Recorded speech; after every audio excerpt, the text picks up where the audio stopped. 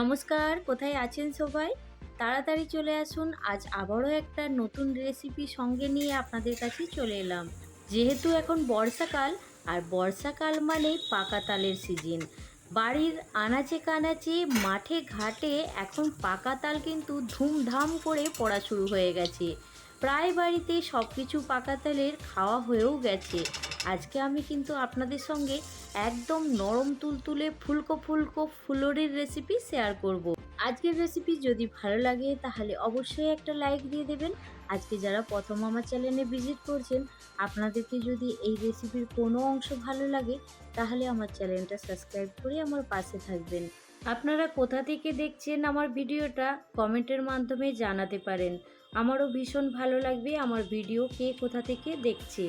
এইখানে দেখুন বন্ধুরা, আমি নিয়েছি এক বাটি মিডিয়াম সাইজের বাটির এক বাটি পরিমাণে সুজি। আর এই সুজিটাকে আমি এখন 10 মিনিটের জন্য গরম জল দিয়ে ভিজিয়ে রাখবো।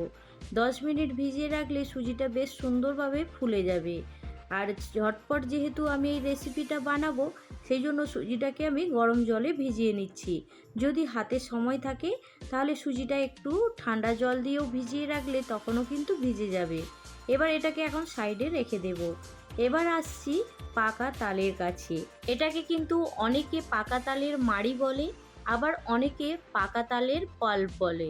তো আমরা কিন্তু মেদিনীপুর জেলার, পশ্চিম মেদিনীপুর জেলার মানুষ, সেই জন্য কিন্তু আমরা এটাকে পাকা তালের মাড়ি বলি।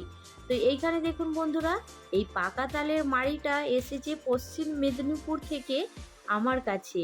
আমি যেহেতু দেশের বাইরে থাকি, মানে আমি মুম্বাইতে থাকি, সেইখানে কিন্তু এই পাকা তালের মাড়িটা নিয়ে আসা হয়েছে। আমি এখানে 2 চামচ পাকা তালের মাড়ি নিয়েছি। এবার এখানে আমি 4 চামচ পরিমাণে ময়দা নিয়ে নেব। দেখুন চামচটা দেখে আপনারা বুঝতেই পারছেন, এখানে আমি 4 চামচের মতো ময়দাটা নিয়ে নিচ্ছি। তারপরে এবার এর মধ্যে যা যা দেব সেগুলো একটু দেখে নিন। এইখানে আমি নিয়েছি কালো জিরে। কালো জিরে দিলে কিন্তু এই তালের যে ফুলুরি, আমরা কিন্তু এটাকে তালের গুলগুলি বলি। এই তালের গুলগুলির স্বাদটাকে কিন্তু দ্বিগুণ বাড়িয়ে দেবে। হাফ চামচের মতো গোটা মৌরি নিয়েছি, আর তার সঙ্গে এক মালা কুড়ানো নারকেল, স্বাদ মতো চিনি, আর স্বাদ মতো একটু নুন দিয়ে দেব। এবার যে সুজিটাকে দেখুন ভিজিয়ে রেখেছিলাম, সুজিটা কিন্তু বেশ সুন্দর ভিজে গেছে। এবার খুব ভালো করে এগুলোকে চটকে মেখে নিতে হবে। আমার থেকে যারা বড়, তারা কিন্তু এই তালের ফুলুরি বানাতে আমার থেকে হয়তো ভালো জানে। তো আমি যে পদ্ধতিতে বানিয়েছি, আমার পদ্ধতিটা ঠিক হয়েছে কি না সেটা কিন্তু আপনারা জানাতে পারেন। তো এইখানে দেখুন খুব ভালো করে এখন মেখে নিচ্ছি যতটা মাখানো যায়। তারপরে এর মধ্যে অল্প অল্প হালকা কুসুম কুসুম গরম জল দেব। আর গরম জল দিয়ে এটাকে খুব ভালো করে মেখে নেব। গরম জলটা দেওয়ার কারণ হচ্ছে এখানে যে চিনিটা আছে, তাহলে চিনিটা খুব ভালো করে গলে যাবে তাড়াতাড়ি। সেই জন্য এখানে আমি হালকা কুসুম গরম জল নিয়েছি। এবার দেখুন খুব ভালো করে এটাকে মেখে নিচ্ছি। মেখে নেওয়ার পরে এটাকে খুব ভালো করে এইভাবে ফেটে নিতে হবে। যত ভালো করে ফাটানো হবে তাহলে কিন্তু ফুলুরিগুলো একদম ফুলকো ফুলকো নরম তুলতুলে হবে। এর মধ্যে কোনো রকম বেকিং পাউডার, বেকিং সোডা কিচ্ছু দেব না। শুধু দেখবেন আমার যে ফুলুরিগুলো তেলে ভাজবো কতটা পারফেক্ট হবে। তো এইখানে দেখুন খুব ভালো করে এটাকে এখন মেখে নিচ্ছি।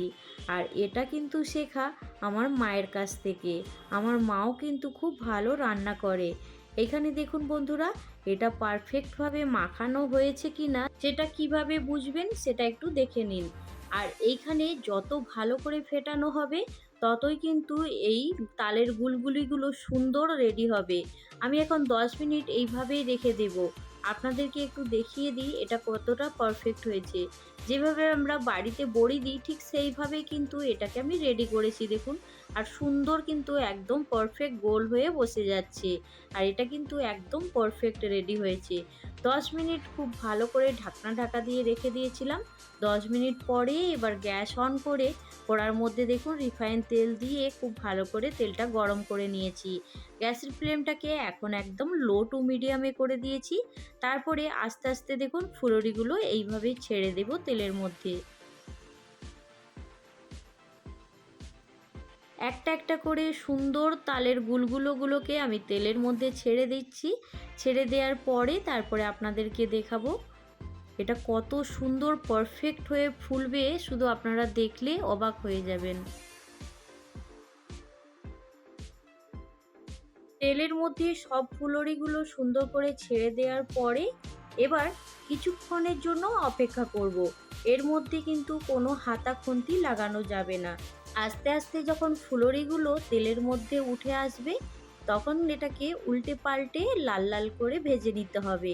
তো আমি এখানে দেখুন যখন ফুলুরিগুলো একটু ফুলে গেছে তখন আস্তে আস্তে এগুলোকে এবার উল্টাতে শুরু করেছি। আর দেখে বুঝতেই পারছেন ফুলুরিগুলো কেমন পারফেক্ট ফুলেছে। তো আজকের রেসিপিটা আপনাদের কেমন লাগলো জানাতে কিন্তু একদম ভুলবেন না। আপনাদের একটা সুন্দর কমেন্টের অপেক্ষায় রইলাম। আপনাদের একটা সুন্দর কমেন্ট পেলে ভিডিও বানানোর উৎসাহটা কিন্তু অনেকটাই বেড়ে যায়। আর এইখানে দেখুন ফুলুরিটা আপনাদেরকে একটু উঠিয়ে দেখানোর চেষ্টা করছি, কিন্তু এটা কোনো মতেই খুন্তিতে উঠছে না। তো সেই জন্য আবার তেলের মধ্যে ওকে ডুবিয়ে দিলাম। তো দেখুন এইখানে বন্ধুরা আমার কিন্তু ফুলুরিগুলো একদম পারফেক্ট ভাজা হয়ে গেছে। এর থেকে বেশি লাল করলে তখন একটু তিতকুটে ভাব লাগবে আর শক্ত হয়ে যাবে। এখানে দেখুন একদম পারফেক্ট একটা কালার চলে এসেছে। এবার তেল থেকে এটাকে তুলে নিয়েছি। তুলে এবার প্লেটের মধ্যে নিয়ে নেব। তো কেমন হয়েছে আবারও জিজ্ঞেস করছি। আমার তো ভীষণ ভালো লেগেছিল ফুলুরিগুলো। আর এই কলিকাতা মানে পশ্চিম মেদিনীপুর থেকে এই পাকা তালটা এসেছে বলে সবথেকে বেশি ভালো লাগলো যে আমি এই রেসিপিটা আপনাদের সঙ্গে শেয়ার করতে পারছি। আর এই রেসিপিটা শেয়ার করার জন্য সবথেকে ধন্যবাদ জানাবো আমার বড় ননদকে। সে কিন্তু দেশের বাড়িতে এখন আছে, সেই জন্যই কিন্তু সে সেইখান থেকে এই তালের মাড়িটা আমার জন্য পাঠিয়েছিল। তার জন্যই কিন্তু এই রেসিপিটা আমি শেয়ার করতে পারলাম। অসংখ্য ধন্যবাদ আমার ননদকে। তো সে যদি আমার ভিডিও দেখে থাকে সে বুঝতে পারবে আমি কতটা খুশি হয়েছি। আমার বড় ননদ কিন্তু মুম্বাইয়েই থাকে। সে কিছু কাজের কারণে দেশের বাড়িতে আছে, সেইখান থেকে এটা পাঠিয়েছে। তো আজকের রেসিপিটা কতটা পারফেক্ট হয়েছে, কতটা ফুলকো ফুলকো হয়েছে, নরম তুলতুলে দেখে কিন্তু আপনারা বুঝতেই পারছেন। আর কার কার এইরকম ফুলুরি খেতে পছন্দ অবশ্যই কিন্তু জানাবেন। ভেতরটা দেখুন একদম কিন্তু জালিদার হয়েছে, দেখতেই পেয়েছেন বন্ধুরা। তো আজকের রেসিপি এখানে শেষ করছি। পরবর্তী রেসিপি নিয়ে খুব তাড়াতাড়ি আরও একটা নতুন ভিডিওর সঙ্গে দেখা হবে। সবাই ভালো থাকবেন, সুস্থ থাকবেন, বাই।